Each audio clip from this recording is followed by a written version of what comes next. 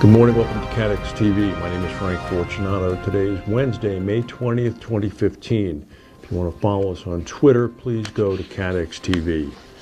Reports are coming out now from Reuters that Axis Capital is not expected to increase its bid to buy PartnerRe.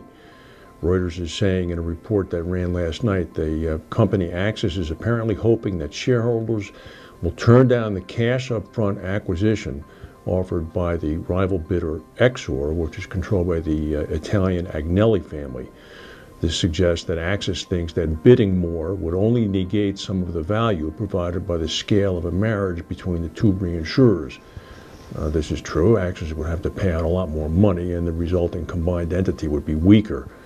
If the reports are accurate, Axis Capital will not be increasing its bid for PartnerRe, leaving the shareholders of Partner a straight-up choice between the two rival offers on the table. Unless another bidder enters the ring, the shareholders face a choice between the existing Axis bid and the revised Exor offer, after Exor raised its price up to $6.8 billion. Axis has offered $132 per share for PartnerRe, including a special dividend of $11.50 a share for 51.6% of the company. Exor is looking to acquire a 100% stake in the company. If any tea leaf reading is correct, according to analysts, it looks as if the shareholders of PartnerRe are voting to try to go with the Exor bid. Voting, of course, has not yet happened, but Exor now owns about 9.5% of Axis, of PartnerRe itself. Apparently, the PartnerRe board is a little bit between a rock and a hard place here, but it's expected to go with the Exor bid, so we'll see. A cruise liner carrying more than 3,500 passengers and crew ran aground in the North Channel off Bermuda yesterday. This would be the Norwegian Dawn, which is a regular visitor at Bermuda, and it just left the dockyard port in St. George when it temporarily lost power and plowed into a reef. Tugboats and divers were immediately dispatched to the 965-foot vessel. It was not refloated from the reef until about 11 p.m. last night, and it's now at port in Bermuda, scheduled to leave at 5 p.m. today. They've conducted a hull inspection. Apparently one of the aft thrusters was damaged by the beaching, so it requires some additional assistance from a tug to push off, but it's going to leave Bermuda today at 5 p.m. and head to Boston.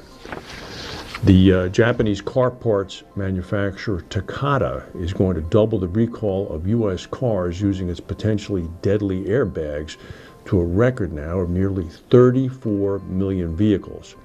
After refusing for years, Takata is also admitting for the first time that its airbags installed in the cars of 11 major car makers are in fact defective.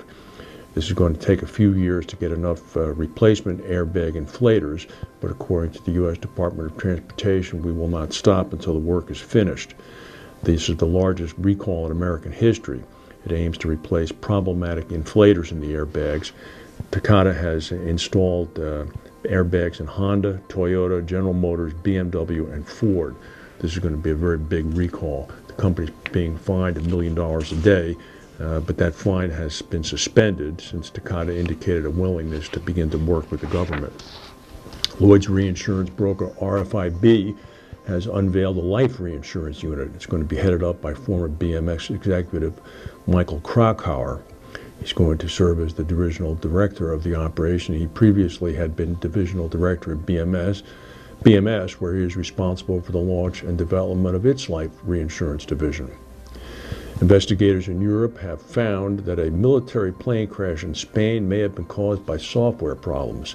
The Airbus 400M, which is a military transport plane, crashed near Seville, Spain on May 9th after a failed emergency landing. 4 crew members on board were killed.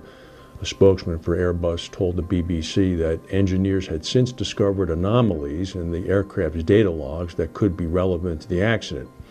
It sent out an alert to European air forces that have taken delivery of the plane, saying they should carry out checks on the electronic control units, the ECUs on board. According to Airbus, for practical purposes, these are computers and there's one on each engine. What the ECU does is take the pilot's inputs on the controls and then makes the engines perform in the optimum way to achieve what the pilot is asking it to do.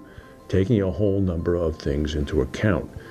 Well, apparently there were a few things that were not taken into account. Millions of commuters in Germany are facing long delays today after train drivers walked off the job to demand higher pay and negotiating rights. 2 and 3 long-distance trains and hundreds of commuter services were canceled after the small but powerful GDL union extended its open-ended strike to passenger routes. They had canceled freight trains on Tuesday. The strike is costing, if it lasts for 10 days, it could cost the German gross domestic product about 1/10 of a percentage point for each 10 days that the strike is in active operation. In California, crews are rushing to contain an oil spill that has befouled 4 miles of pristine scenic California coastline just before the Memorial Day weekend. The spill is about 20 miles up from Santa Barbara. It's estimated about 21,000 gallons.